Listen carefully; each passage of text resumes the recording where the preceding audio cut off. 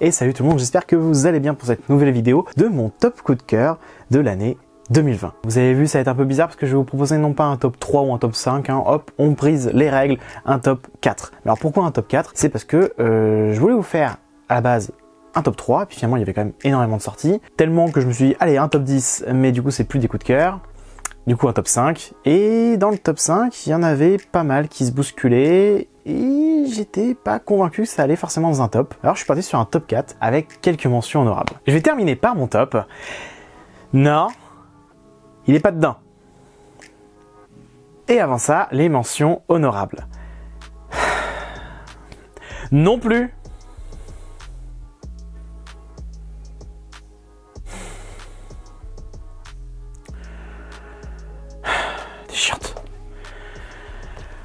Le renard et le tanuki. Mention kawaii. Voilà. Ça, être contente. Vous aurez compris, je suis un petit peu obligé de vous en parler. Ok, alors pourquoi kawaii? Bon bah c'est simple, hein, je vais vous montrer une image qui va vous résumer le truc. Oh, c'est mignon. Ah. Bon, alors, qu'est-ce que ça raconte quand même? Vous êtes plongé dans le folklore japonais avec les tanuki. Je pense que ça va vous parler, surtout si vous avez vu le film des studios Ghibli, qui est très bien et qui vous explique très bien le folklore japonais autour des tanuki et du fait qu'ils soient métamorphes. Alors métamorphes, pas tous, attention, et il y a même d'autres espèces qui peuvent le faire, particulièrement les renards qui sont mis en avant avec les tanuki. Et ici, du coup, vous avez un renard qui est méchant, ou du moins l'a été, et du coup a été emprisonné par la déesse du soleil. La déesse du soleil le libère en échange qu'il s'occupe du tanuki qui a été abandonné par sa famille parce que justement c'est un métamorphe et du coup il a été abandonné par sa famille qui ne l'est pas. Sympa la famille. Et lui demande de faire de ce tanuki un parfait serviteur des dieux. Donc chose très délicate pour quelqu'un qui a été totalement l'opposé toute sa vie, mais bon. Le truc c'est que il avait un pouvoir énorme et tout, mais que bah s'il respecte pas ça, bah son pouvoir s'il se rebelle, et bah il part en fumée et bah, en fait il y a d'autres renards en fait qui sont à côté pour surveiller le tanuki. Il se fait dominer tranquillement, donc il a pas le choix en fait, il va être obligé de s'en occuper. Au-delà de ça et du scénario qui est vachement intéressant au niveau du folklore quand même si à côté il y a clairement ce petit fan service très dans le mignon. Pour autant, par contre, quelque chose que je dois reconnaître, c'est le travail énorme qui est fait sur en fait le noir et blanc. Un manga c'est en noir et blanc, ça forcément. Mais j'ai été très surpris de voir à quel point c'était parfaitement adapté au manga, malgré son trait qui est très simple, et bah le manga est extrêmement beau et extrêmement bien travaillé sur ce niveau-là. Voilà. C'est bon? Oui. On peut continuer. Voilà, ça y est, je peux vraiment parler des mentions honorables maintenant. Alors on va commencer avec Parasite. Voilà, Parasite qui est blisterisé, c'est pour ça qu'il brille un petit peu. J'avais vraiment envie de le placer quelque part. C'est une mention honorable. Pourquoi ça n'a pas mérité un top? Tout simplement parce que ce manga existe déjà depuis très longtemps et là c'est la réédition seulement. C'est pas pour moi un vrai top de l'année 2020. Il aurait fallu que je vous fasse ce top là en 1999. C'est un très bon manga, vraiment, intéressez-vous. C'est un manga avec les couleurs d'origine de l'époque. C'est un manga qui est extrêmement bien rythmé. C'est un très bon thriller. Vous êtes amené dans le rythme en permanence, vous posez des questions, vous savez pas comment ça va se passer. Le personnage principal a une réelle évolution de personnalité parce que il a pas forcément le choix, mais du coup ça change totalement le comportement aussi du manga, comment l'action se déroule. Non, c'est vraiment un très bon manga pour moi. Intéressez-vous, c'est dans mes mentions honorables. Et il n'y a pas de sens, d'accord? Il est là en 3e position parce que j'en ai 3 à vous présenter, comme je vous l'ai dit. Il n'y a pas de logique. Je vous le présente parce que je l'ai mis en haut de la pile et puis que voilà, je vous le présente maintenant. Il n'y a pas de classement pour les mentions honorables. Ensuite, là, je vous ai mis Hatsum, qui est vraiment de cette année, et pareil, c'était sorti il y a très longtemps, c'était sorti en 2018 au Japon. Yawara, qui est du coup un manga qui est pour la première fois sorti en France, et vous avez 20th Century Boy. Alors qu'est-ce que ça a en commun? Naturellement, tous ces mangas, vous le savez, c'est Naoki Urasawa, l'auteur. Donc 3 mangas qui sont sortis cette année. D'ailleurs, je me demande s'il n'y en avait pas aussi un... Non, il y a que ces 3 là cette année normalement en Urasawa. C'est une réédition, je suis pas censé en parler. C'est un manga qui est très ancien, et c'est un manga qui est sorti sur une année précédente. J'avais quand même très envie de vous les mettre parce que voilà, c'est Naoki Urasawa, vous savez que je l'aime beaucoup, j'avais très envie de vous le mettre en avant. Mais vu que je suis très peu objectif sur cet auteur, je pouvais pas le mettre dans un top. Ça méritait pas un top parce que l'objectivité, à un moment, faut que j'arrive à essayer de la caser à peu près correctement. J'adore Urasawa, c'est pas le cas de tout le monde, c'est quand même voilà un style d'écriture. Je dirais qu'il faut quand même avoir lu un peu de manga, un peu de bouteille pour apprécier Urasawa. C'est l'impression que j'ai parce que c'est des mangas qui vont prendre leur temps. Ils ont leur propre rythme. Un auteur qui prend son temps dans la construction de ses mangas. C'est quelque chose que j'apprécie beaucoup.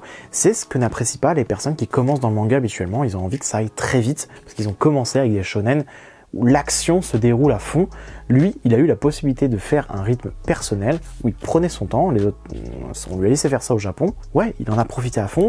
Il en profite toujours autant. Si vous voulez les histoires courtes, il y a ça, où il y a même l'histoire courte de Naoki Urasawa qui est juste là. Vous pouvez vous faire des petites histoires. Mais même là-dedans, dans Happy, 15 tomes, j'ai pas encore commencé, je sais que ça va prendre son temps. Yawara, pareil, il prend un peu son temps. Je veux dire, ça parle de judo depuis le début. Il n'y a pas eu de tournoi ou quoi que ce soit encore au début. Il y a juste quelques passes qui sont faits par-ci par-là. Le tome 1, le tome 2. Pourtant, c'est des gros tomes, c'est des gros volumes. Du coup, c'est, on peut dire déjà 3 tomes. Ah non, c'est encore en train de construire un peu les personnages, leur évolution, leur personnalité. Et ça prend son temps. Là, il y a 4 tomes de 20th Century Boy. Là, ça y est. Là, vraiment, on est dans l'action. Il s'est passé quand même beaucoup de choses. Mais du coup, 4 tomes, c'est 8.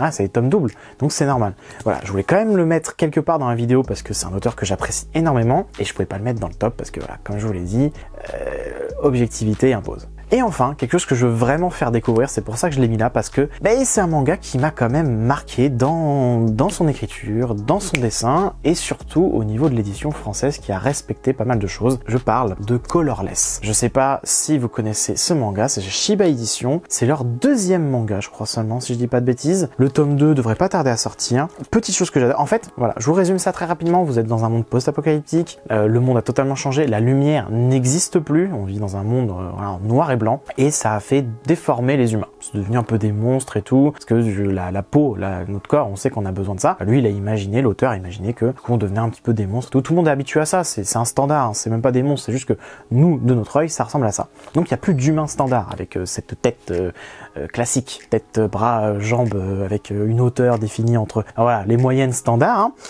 Vous l'avez compris, je suis en train de m'éloigner dans quelque chose de très loin. Et en fait, chose que j'aime beaucoup, c'est que du coup, vous allez naviguer sur des pages en noir et blanc comme ici, et finalement, vous suivez le monde dans la couleur d'origine. Sauf que vous allez avoir des fragments de couleurs. Voilà, les fragments de couleurs. Et là, vous le voyez, je suis sûr, les petites teintes de vert là, c'est pas la luminosité de l'appareil, c'est pas non plus un retouche des couleurs. Non, c'est bien les couleurs qui sont présentes dans le manga. Et ça en fait un manga de très bonne qualité au niveau du papier, au niveau de voilà du respect de l'œuvre d'origine. J'aime beaucoup le fait qu'ils aient fait ça. De la post-apocalyptique SF, il n'y en a pas des masses non plus dans le manga, ou en tout cas qui m'ont suffisamment intéressé pour que je puisse en parler. J'ai envie de vous trouver d'autres petites choses, voilà comme ici. J'ai envie de vous trouver plein de petites pages comme ça parce que c'est vraiment qu'en détail. C'est vraiment que des détails et ça apporte quelque chose au manga. Je sais pas si... Mais dans votre lecture, d'un seul coup, vous avez les couleurs, vous avez juste ces petits trucs de couleurs. Vous savez qu'il n'y a que ça dans le manga parce que c'est la seule couleur que eux, ils ont. Et c'est agréable. C'est agréable parce qu'on a vraiment le manga dans son intégralité, dans comment ça voulait se construire. Donc voilà, Colorless, je voulais vraiment le mettre quelque part aussi parce que c'est un manga que je trouve très bon sur son démarrage et que il mérite d'être connu pour moi. Et voilà, les mentions en oral ont pris un peu de temps, la mention kawaii aussi. Et maintenant, on va parler du coup à mon vrai top 4. Et là, on va aller sur des choses qui sont vraiment très cool.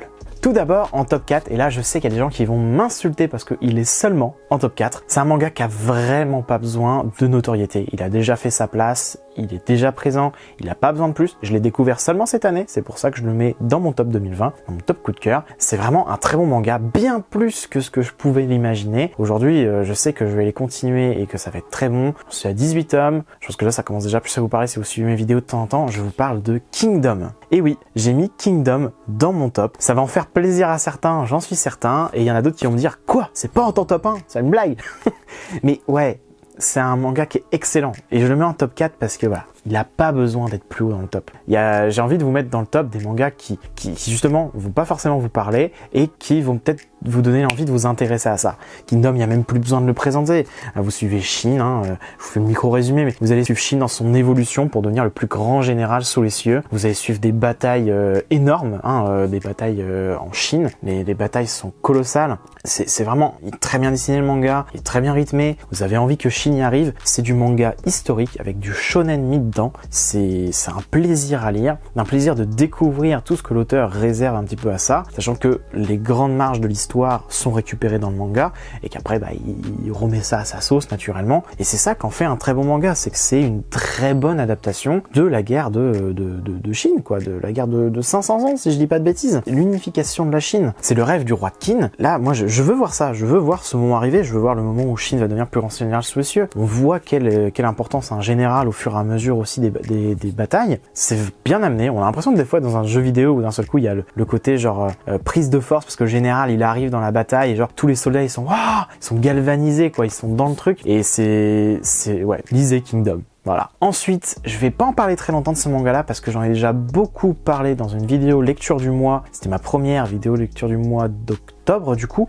Souvenir des Manons ou Rêverie des Manons, Errance des Manons. Pour l'instant, il y a 4 volumes. J'espère vraiment qu'il y aura une suite à ce manga. C'est un très très bon manga qui m'a vraiment marqué sur cette année. Je l'ai découvert cette année, je l'ai lu, je les ai dévorés tous les 4 sur 2 jours. Oh bah c'est magnifique ça, tiens. Comme ça, je peux vous montrer des planches beaucoup plus facilement. Vous avez vu, j'essaye de bricoler, de faire apparaître ma tête pour voir quand même ce que je vous montre et comment je vous le montre. Vous allez alterner en plus des pages qui vont parfois être en couleur, qui sont pastels, que je trouve très agréable d'ailleurs à regarder. Vous allez avoir du coup ce côté pareil, ici là, c'est une très belle édition, c'est l'édition Latitude de Kion. Rien que déjà l'édition envoie du rêve, ça correspond à Rêverie des Manons du coup, le dernier tome qui est sorti. Il n'y a pas de numéro, c'est pas tome 1, tome 2, tome 3, tome 4. Faut regarder l'ordre de parution pour comprendre. Donc c'est Souvenir des Manons, c'est le premier. Après ça peut être lu dans le désordre je suppose, mais dans mon sens, je pense que c'était plus agréable à suivre dans ce sens-là. Ça me paraît même plus cohérent de toute façon. Quoi vous dire? Parce que du coup, je vais quand même vous en parler un petit peu, mais vous suivez une personne qui vit depuis le début de l'humanité, même avant d'ailleurs, depuis le début de la vie sur Terre. Donc quand on était quand il n'y avait pas encore d'animaux et tout, mais juste les cellules dans l'eau, qui ensuite sont rassemblées, sont mangées entre eux, etc. Puis ça c'est devenu des têtards ou je sais pas, j'ai pas les noms des trucs qu'il y avait dans l'eau avant. Et après, elle se souvient même d'elle quand elle était un animal en fait, donc un lézard d'abord, et puis ensuite l'évolution, elle est devenue humaine, et après à chaque génération où elle donne la vie, elle se souvient, la personne à qui elle donne naissance au bout d'un certain âge, se souvient de toute la vie passée, et continue son évolution dans le monde. Rien que déjà, ceci aussi, ça peut vous rendre curieux, je pense, et du coup on découvre cette personne, c'est comment elle vit ça aussi, parce que n'empêche, on doit se sentir bien seul quand on vit autant de temps avec personne avec qui partager ça. Voilà, il y a 4 tomes, je regarde là-haut parce qu'ils sont là-bas les 3 autres. Vous pouvez vous faire plaisir. Pour moi, c'est vraiment un très gros coup de cœur. C'est pas le genre de lecture habituel, c'est pas du shonen, c'est de la tranche de vie avec peut-être des messages à faire passer sur la vie, etc. C'est un manga qui mérite votre attention pour moi. Là, on va arriver sur les 2 derniers. Je peux vous dire que j'ai galéré à savoir lequel je mettais en 2, lequel je mettais en premier. Et bon, j'ai gardé en 2 Magus of the Library. Là pareil, je vais pas trop vous en parler. Pourquoi? Parce que j'ai carrément fait une vidéo sur les 3 tomes. Donc je peux pas en dire beaucoup plus que ce que j'ai fait dans cette vidéo. Je vous invite même à aller la regarder si vous voulez en savoir plus. C'est un manga qui a un graphisme mais à couper le souffle. C'est magnifique. L'auteur se sert en permanence des doubles pages. Elle s'éclate avec les doubles pages. Elle ne fait... Il y a plein de doubles pages. Je vais pas dire elle fait que ça parce que c'est pas vrai. Elle les utilise très souvent. Beaucoup moins dans le premier tome. Là par exemple, il y a un 3/4 de page. Voilà. Beaucoup moins dans le premier tome. Beaucoup plus sur le 2, 3, 4. Et voilà, vous allez avoir des pages coupées de cette manière-là. C'est un manga qui est vraiment très très beau. Déjà visuellement. Et c'est pour les amoureux des livres. Vous aimez les bouquins?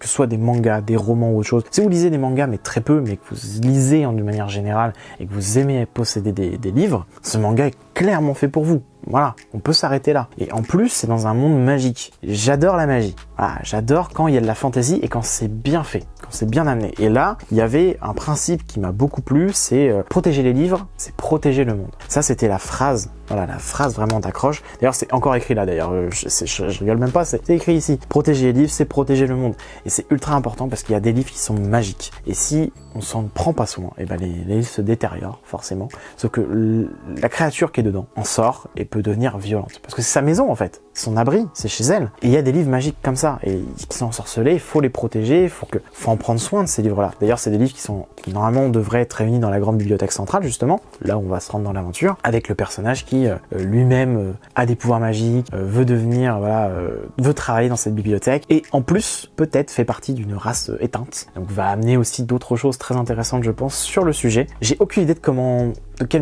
si le manga il marche au Japon en fait. Ça c'est quelque chose qui m'inquiète. La parution est vraiment très lente. C'est vraiment le point négatif que je peux lui donner. Parce que j'ai vraiment envie, j'aimerais bien qu'il y ait déjà 100 tomes en fait et que je bouffe tout. Tellement c'est un très bon manga pour moi et il est vraiment exceptionnel. Lisez si vous pouvez Magus of the Berry. Vous avez seulement 4 tomes pour le moment. Ils sont là. Voilà les 4 tomes. Je les ai lus. C'est une dinguerie. J'en parlerai de toute façon du tome 4 prochainement, je crois, parce que j'en ai pas encore parlé. Mais c'est dans mon top 2, c'est pas pour rien. Vous pouvez y aller. Et enfin, je vais terminer avec mon top 1. Pareil, je vais pas en dire grand chose parce que mais j'en ai fait une vidéo aussi. Je m'en suis rendu compte, j'ai vraiment pris des mangas qui m'ont touché en fait sur l'année 2020. Donc Magus of the Berry, c'est pas sorti en 2020. Souvenir des Manons, les Émanons non plus, Kingdom non plus. Et là, c'est le premier manga qui est vraiment sorti en 2020 et que du coup j'ai découvert, enfin tous les mangas je les ai découverts en 2020, ceux qui sont dans mon top, attention. Mais que du coup j'ai découvert et lu en 2020. C'est Mauvaises Herbes. C'est un manga formidable. Il y a 2 tomes pour le moment. Le tome 3 va pas tarder à sortir. Ça va être en 4 tomes. Le 4e tome est déjà sorti au Japon. Donc il va sortir probablement cette année aussi. C'est édité chez Les Arts Noirs. C'est de la très bonne manufacture. Il n'y a pas de jaquette. C'est un grand format par contre. Donc c'est très agréable. C'est très difficile de résumer ce manga parce que déjà il est pas fini. Parce que même en un seul tome c'est compliqué. Vous êtes sur une jeune fille qui vit très mal sa vie en fait. Voilà. Qui va réussir à trouver on va dire de l'aide auprès d'un inspecteur de police qui du coup va l'avoir découvert en plus de la pire des manières où elle offre son corps en paiement. En fait, elle fugue en permanence parce que sa mère est violente avec. Visiblement, elle n'a pas de père. Et en plus, l'inspecteur s'attache à elle, déjà juste visuellement parce qu'elle a la tête de sa fille. Du moins, la tête que sa fille aurait si elle était encore vivante. Parce qu'elle est morte très jeune. Du coup, lui-même s'est séparé de sa femme parce qu'il n'arrivait pas à passer au-dessus. Je suis en train d'en parler très sérieusement, hein, mais ce manga-là, il m'a retourné. Moi, j'étais pas bien à la lecture. Ça faisait très longtemps que j'avais pas ressenti autant d'émotions en lisant un manga. C'est pour ça que c'était obligé qu'ils sont au top 1. J'étais pas bien à la lecture, j'avais des larmes aux yeux. Je sais pas pourquoi, parce que il est pas différent d'autres mangas que j'ai pu lire en plus. Il y a des mangas qui sont tristes, que j'ai lus, qui étaient vraiment pas drôles à lire. Là, j'en pense à un, là, c'est... où est-ce qu'il est? Il est là. Le pays des cerisiers. C'est sur 10 ans après Hiroshima. Ce manga-là il est prenant de ouf. Je l'adore ce tome. Et pendant la lecture, on comprend l'impact que ça a eu dans leur vie. Et c'est très grave en plus. Pour autant, lui, par sa simplicité d'écriture, par les personnalités qu'il y a dans les personnages, par le dessin qui est clairement encore une fois une patte très personnelle. C'est peut-être ce genre de choses que je cherche aujourd'hui aussi, hein, des choses qui sont un petit peu plus d'auteur, comme on dit. Regardez-moi ça, là, quand elle est en train de pleurer, là, l'expression de son regard, c'est waouh. Je sais pas si j'arrive à vous dégager tout ce ressenti que j'ai eu à la lecture, qui était formidable. Il y a le tome 2, il m'a retourné aussi, et pourtant il se passait des choses. On a envie de sourire avec les bons moments, on a envie de pleurer avec les pires moments. Tout est trop bien découpé et tout. J'ai très peur de voir une mauvaise fin, ça m'inquiète, je vais pas vous mentir. J'attends le tome 3, je pense vraiment que je vais l'adorer. C'est encore une fois, voilà, j'essaye de vous présenter des mangas qui sont pas trop connus. Là, vous avez Mauvaises Herbes de chez Les Arts Noirs, vous avez Magus of the Berry de chez Kion, et encore, ils ont fait pas mal de promos dessus, mais il y a que 4 tomes. Là, il va y en avoir que 4. Souvenir des Manons, les éditions Latitude sont pas forcément mises en avant, il y a que 4 tomes aussi. Et après, vous avez Kingdom. Là, pour le coup, ça, c'est très connu. Et vous avez Colorless dans mes mentions honorables. C'est des mangas qui sont pas trop connus. J'espère que ça vous fait plaisir de découvrir ce genre de manga avec moi. J'ai envie de vous parler de choses très connues aussi, parce que c'est des choses que j'adore, hein. Je suis très neketsu aussi, et j'adore les shonen, j'adore les seinen, je lis énormément de choses. Mais je me découvre aussi beaucoup de mangas que j'aime beaucoup, qui sont totalement hors catégorie de ce style-là. Du style de, voilà, des Souvenirs des Manons. C'est des mangas qui n'ont rien à voir avec ce qui se fait actuellement. Lisez Mauvaises Herbes si vous avez envie de découvrir quelque chose de nouveau. Si vous l'avez déjà lu, eh ben, tant mieux, parce que vous avez parfaitement raison. Et j'espère qu'il vous a plu.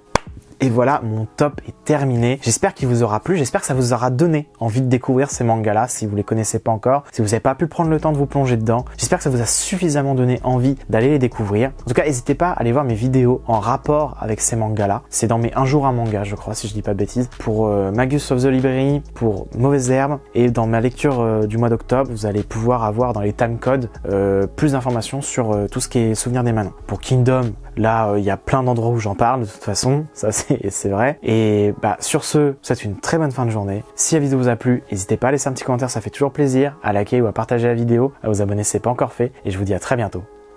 Salut!